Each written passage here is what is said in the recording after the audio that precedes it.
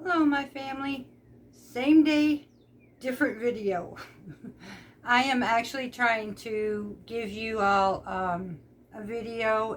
By the time you're reaching this one, I am getting my mouth reconstructed, or well, not reconstructed, but redone. So I'm at the final process at this point. So what I am going to do is I have prepared this video for you ahead of time, and we are going to spend some time in the kitchen. Not just any meal, but we are going to make homemade Kamut pasta with a beautiful creamy zucchini sauce.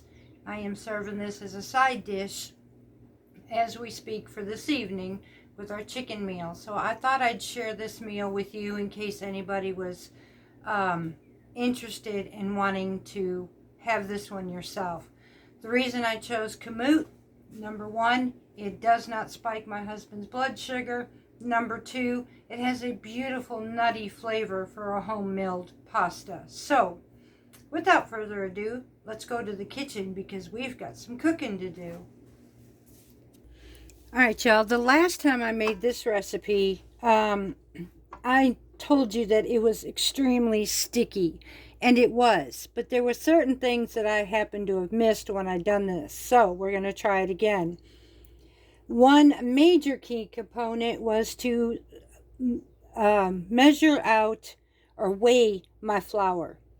Now, I read it was 500 grams of Kamut flour, or 2.5 cups.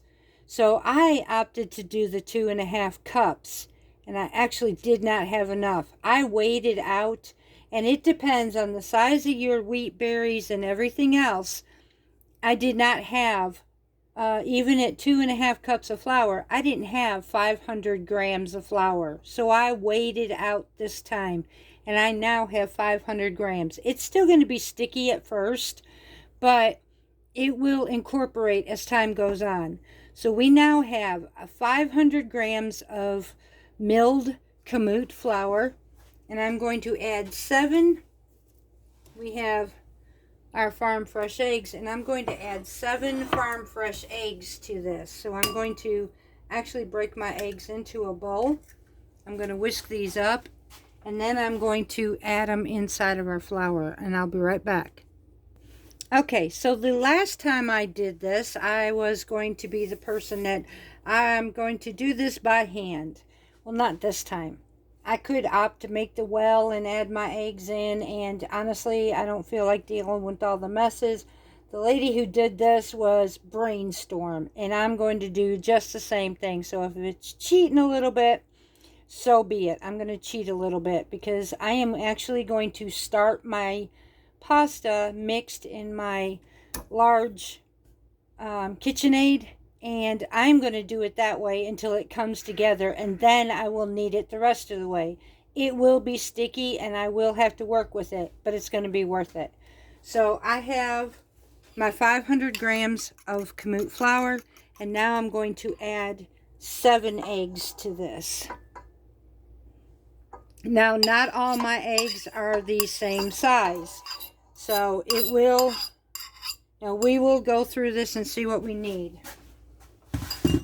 But I'm now going to go ahead and mix this up together, and once I get this mixed and pulled together, push you back just a little bit, I get this pulled together, I will be back and we will show you what the next step's going to be. As you can see, my mixer actually forms a well. The eggs were in the center, so the kneading paddle is actually pulling it in just as it would be if I were to hand mix this. And that's what I want to happen. It saves me from having to go through the process of doing it on my counter. So my mixer's doing it for me. Okay, so everything is now mixed together. So now I'm going to actually pull this out, and this is where we have to knead it. And again, it's going to be sticky, but we're going to be kneading the stickiness out of here. So I had been informed, do not add any more flour to this. So let's see, as it's going to take about 5 minutes or so of straight kneading to see if this is going to work. So we're going to bring it to my next workstation and we're going to go from there. Okay, y'all. So now I do not have any Formica or marble or any kind of countertops. Mine is all wood. So I am opting, this may be a pain, but I'm opting to use my silicone placemats to do this. Now this is kind of tacky, but I'm finding that it's not too bad to work with. It does have some kind of stickiness to it, but I'm working out a whole lot better than the last time I did this. So yes, I have some stuff sticking to me and it will be okay. We will work this out. I'm not going to add anything. I'm just going to go ahead and do what was suggested this time and see if I can't get even a better quality out of my pasta. So, and I'm just going to put my weight into this. I'm not even really, it's not all that hard right now. So, and yeah, it's a pain to have to pull this off of here, but I'd rather do it on this than have to work with my wooden things here, because that would just be too much of a problem. So we're going to go ahead and play with our dough for a little while. I'm going to go ahead and keep kneading this and working with it until we can get all of our stickiness out and we end up with a very nice, smooth, bouncy, elastic pasta dough. So let me go ahead and struggle and play with this thing like I'm doing, and I will bring you all back once I do all the hard work. Okay, y'all, so I'm about 2 minutes away from my 5 minutes, and I wanted to come back and show you that where I learned this from was absolutely correct.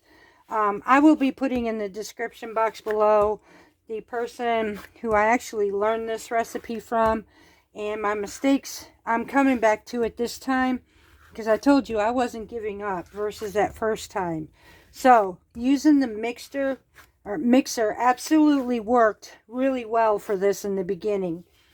The second part of this is I am now getting some, it's getting a little harder to actually knead, which means it's starting to form really well. It's not sticking as bad to me as it first did either. So, and it's actually starting to lift up a lot better onto my mat. So we are getting a very a much better smooth texture from this as well. Now I still got time to knead this, and I'm going to do it until this point here. When I put my finger on here, I want it to see it bounce back some. Oh wow, wait, y'all, this might be it right here. It is starting, I mean, I'll still see some of my indentions, but when I push down, I want it to be able to come back. And I'm going to go ahead and finish out the last 2 minutes, and I think we got this. Okay, y'all, I do believe we have it. I push my finger in, and it is bouncing right back up. So, we have our dough set. This is beautiful. So much better this time around, and it actually felt like pasta dough. So, the corrections from my last recipe: absolutely weigh your flour. Once it's been milled, you want 500 grams of flour. Weigh it. Don't just do it by the cups. I'll add the cups, but don't trust it. I did that last time.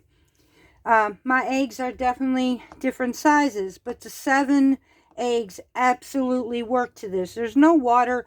I honestly did not promise, like last time, I actually added flour and all that, and I kept adding flour. I did not do that this time. I let my mixer bring it together, and then I pulled it out, and I started kneading this for about 5 minutes, and you can see that it bounced right out of there. So I have the right texture to my pasta. Now I'm going to take this, and we're going to wrap this up for about 10 minutes, and we're not going to disturb it after this. We're just going to wrap it up inside. I like my little bee to show on this one. We're just going to go ahead and wrap this up for about 10 minutes, And once we get this taken care of, I'm going to go ahead and set my timer for 10 minutes. And we will be back. Okay, y'all, so last time I used a pasta roller, and I understand not everybody has a pasta roller. So this time, I'm actually going to be using a rolling pin.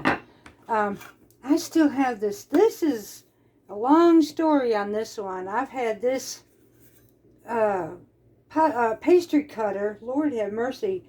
I got this with my brother, I would say, it's been over 10 years ago. I love this thing. I still have it and I still love it. So, my little brother, if you're seeing this, I still got it. So, I am going, gosh almighty, y'all, that is some beautiful pasta right here. Now, I'm just going to take a small bit of this because I want to try this out with rolling it. I've never really done that before. So, I'm going to take and cover my dough back up. And no, this is not wet, y'all. It is a dry cloth. So I'm going to now just kind of form it into a rectangle shape because I need this to be quite thin. I need it to be able to see my hand. So I may have to cut some more of this off of here. I'm going to have to find out. I'm going to roll this out as far as I can. This way, and then we're going to come back this way. And I may have to put some flour on top of this. Yep, we are. Hang on just a second.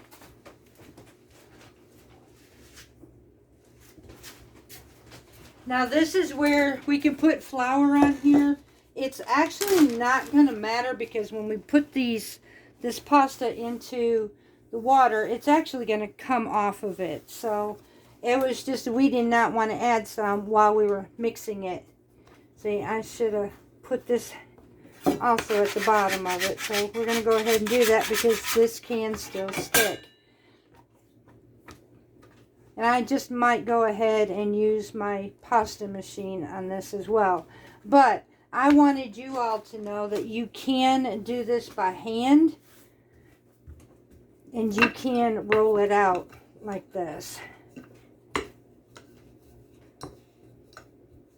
And my cutting board is kind of small to be trying to roll it out super thin. And I don't have a lot of counter space. So this is why I started opting to use a pasta machine. Because it made it so much easier for me to do that than it was to do this with small spaces. So, like I told y'all, we've got a tiny cabin. We look like we got a lot, but we don't. So, I'm going to go ahead and get my pasta machine out. But this is what you do, y'all. You can absolutely do this by rolling pin. You just want to get it, and I will show you with the pasta machine. You want to get this to where you can pretty much see through it. So, that's where I'm going to show you when it comes to rolling the same way.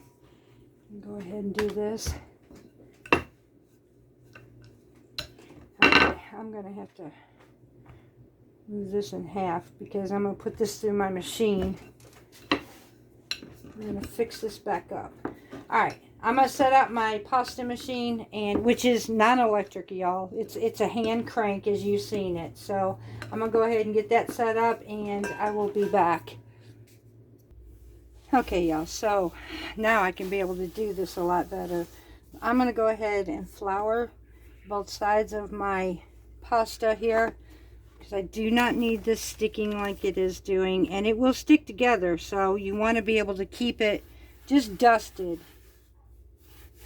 And I said this is not actually going into it, so we're just going to keep it dusted. Now this is on one. I'm going my second time. I'm pulling this through twice on each level. Now I'm going to go to number 2. And I'm going to pull this through twice. Yeah, didn't mean for that to happen. Okay, I just ran it through twice on number 2. Now I'm on number 3. Now if it starts to stick, I'm going to pull this side off. I'm going to add this with the rest of my other dough so I can keep this uniformed. If it starts to stick, you want to sprinkle it with flour and go on to the next one. So I'm going to go ahead and sprinkle this again, just lightly over there.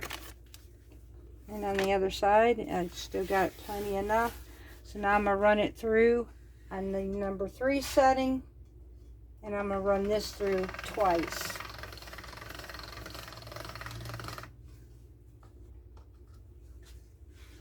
It would be easier to have it with 2 people, but I got this. So what I do is I'll usually cut it in half, and I'll work with 2 pieces at a time at that point, because it can get too far away from me.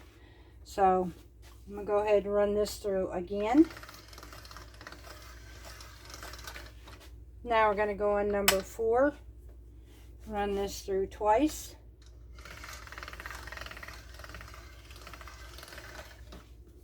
That's coming out a whole lot better. Now some have been able to stop it. Lord have mercy. Oh.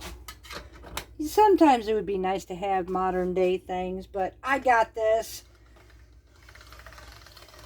Bloopers on the live, y'all. Alright, so now we're going to put this on number 5. Now what we're looking for, we're not looking for super thin, but we do want it where we can pretty much see through it if we can. So now this is 5, and I'm going to test it out from here to see the thinness. And I'm starting to be able to see somewhat through my countertop. So I think this will be it. I'm going to run my hand under it, and if I can see my hand, y'all. Just about. Let me do this one more time on number 6 on mine.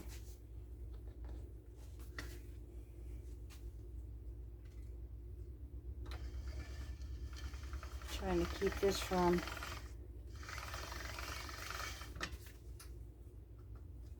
pull this out, and that's it. Mine will be a number 6. This worked out fantastic. Alright, so again, I am going to cut this in half, and we work with pieces like this. I'm going to roll this through one more time, and I'll be able to start making my bow ties. Yep, that's it. I could have actually done this on 5 too, so I can leave it at that one.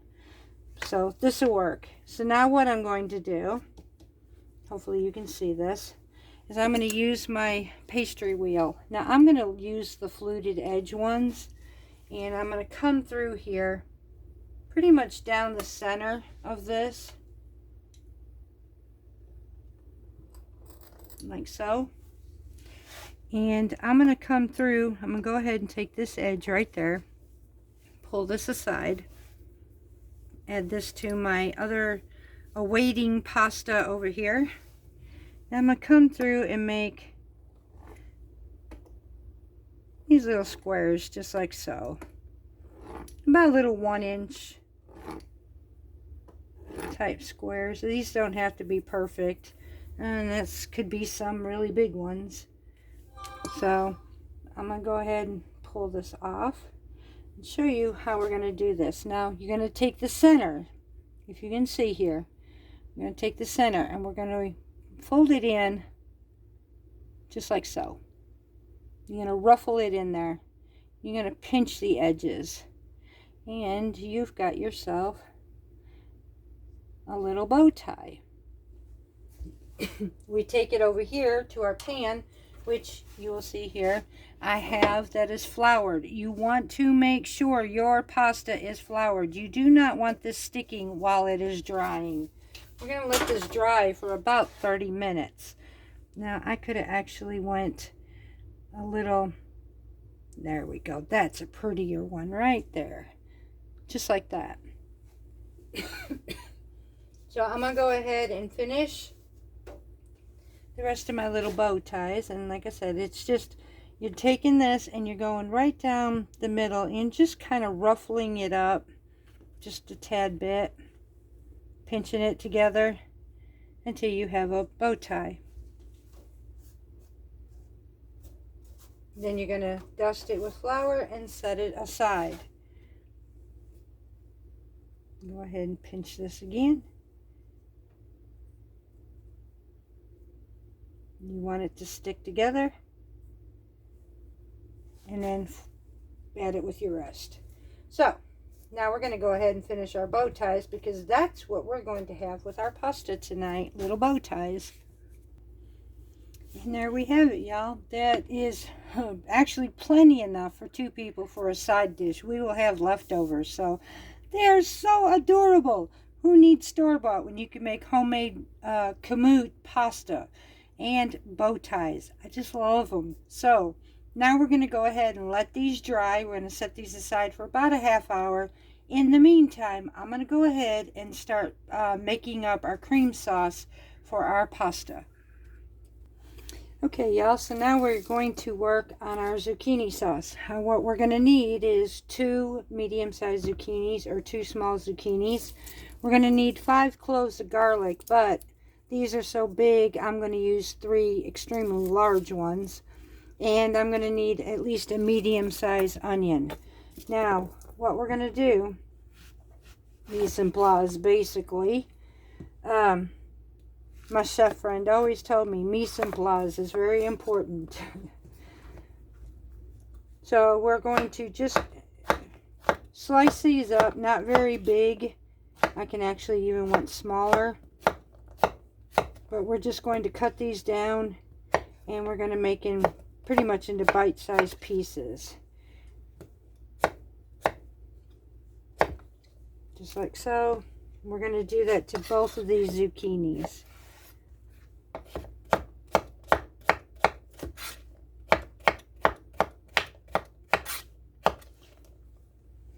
And then our last one right here.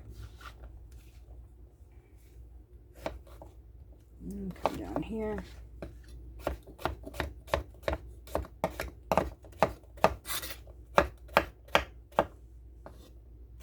And that piece there. Now we're going to come back with this. Now, a real good secret for anybody that doesn't know how.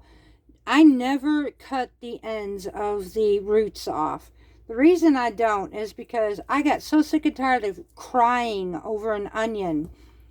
Since I stopped doing this, y'all, I stopped crying with my onions. So maybe that'll help somebody else out, but I cut all the way up into that root, and then that's it, I'm done.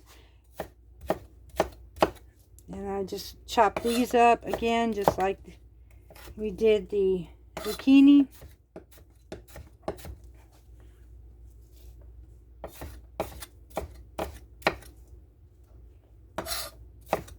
And the same with our garlic. We're just going to chop that up. The reason for we're just chopping, we will be sauteing these, but also we're going to be blending them up with an emulsion blender. So at this point, it really doesn't matter how you chop them. Just kind of chop it small, because you want to cook this. This meal should be done within 30 minutes. But unless you made homemade pasta like I did, it'll take longer to make the pasta. But it won't take but 5 minutes to cook it. So, and you really don't want to cook the fresh milled or the pasta that we made more than 5 minutes, because it'll just start falling apart. So, if you don't remember that from the last time I made this. Right now, ours is drying. I have a few others drying, and then I put the rest of my pasta into the freezer. Now I'm just going to take my garlic, cut this down, and I'm just going to put this in pieces, just like so.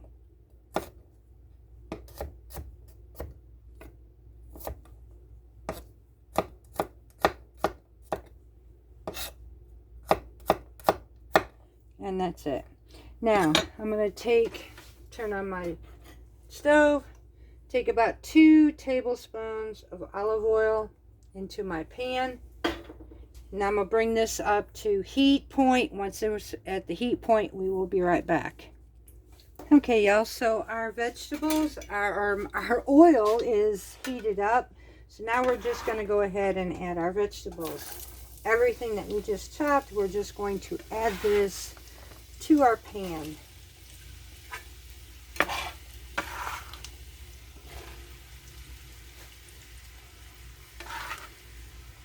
And we don't have to stir this constantly, but we're going to go ahead and stir this up. And we're going to make it to where they're just cooked evenly and coated right now. Now I'm going to continue to just go ahead and let this cook for a little bit. And once I let this cook for, I don't know, maybe 5 minutes or so, we'll be back and I'll show you what the next step is. Okay, y'all, so we have our onions are translucent, our vegetables have been cooked. So, and by the way, this recipe comes from Spain on a Fork. I love that channel. So right now I'm going to add about a half a teaspoon of oregano, mix this up really well into here. Then I'm going to add some salt and pepper. I am going to use my Himalayan sea salt in here to season.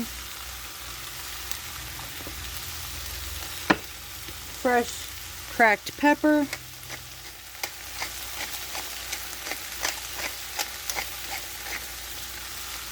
Mix this up really well.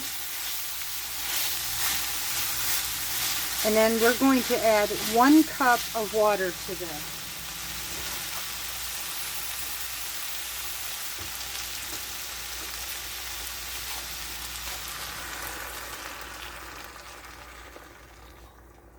Now we're going to go ahead and let this cook up and take and tenderize all of our vegetables really, really good.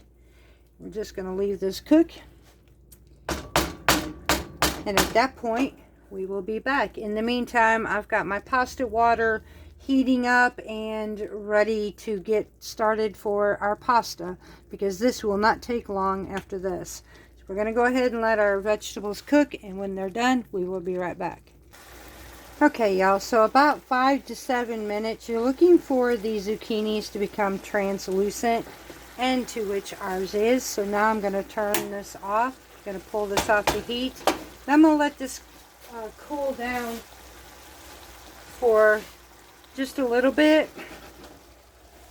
And once this cools down, we'll go to the next step.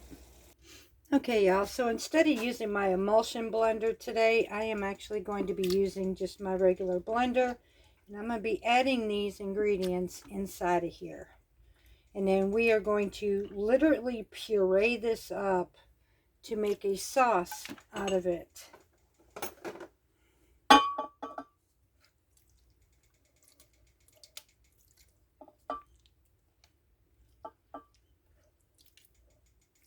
Get every bit of this in here. We're going to set this pan aside because we're going to end up using it again.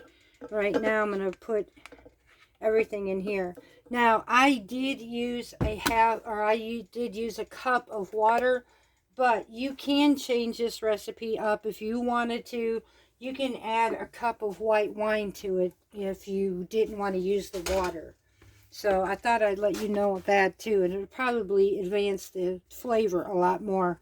Once I get everything finished with me, I may go ahead and incorporate different ingredients and try very much new recipes. So now I'm going to go ahead and set this on here, and I am actually going to puree this up until it is completely emulsified into a sauce, and we'll be right back. And there we have it, y'all. Gosh almighty, that is absolutely beautiful. Now we're going to take this sauce and put it right back into our pan.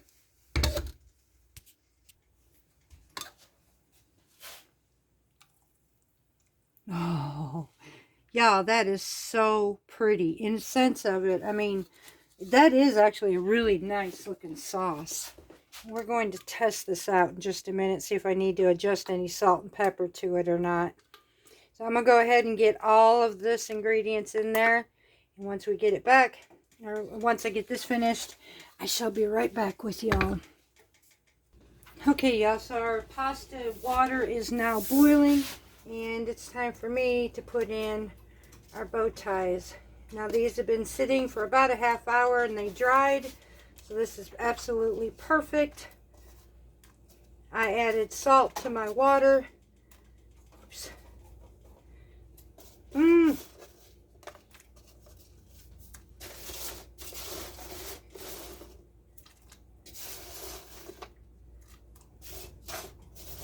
Any of the flour, it'll just come off of the pasta anyways, so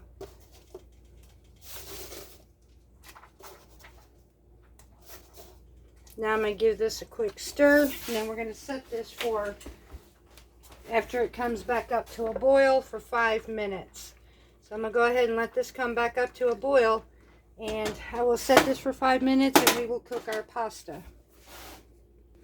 Now, since we've got our pasta water, what I'm going to do is gather some of this up, and it's going to be about a half cup to a cup. We're going to just incorporate this into our sauce, adding our pasta water, which is going to give us that silky coloring or that finish to our sauce. And we want it kind of, this is thick at this point, so we want to just thin it just a little bit.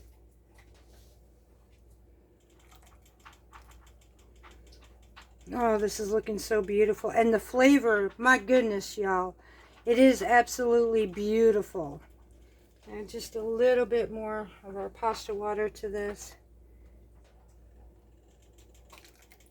Okay, and now we're going to let this simmer and wait for our pasta to finish. Okay, y'all, so our pasta is now finished, and we are going to add this straight. We're not even going to rinse it. We're going to add it straight to our zucchini sauce.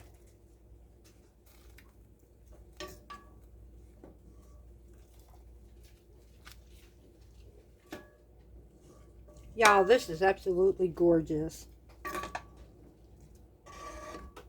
Our Kamut pasta came out perfect.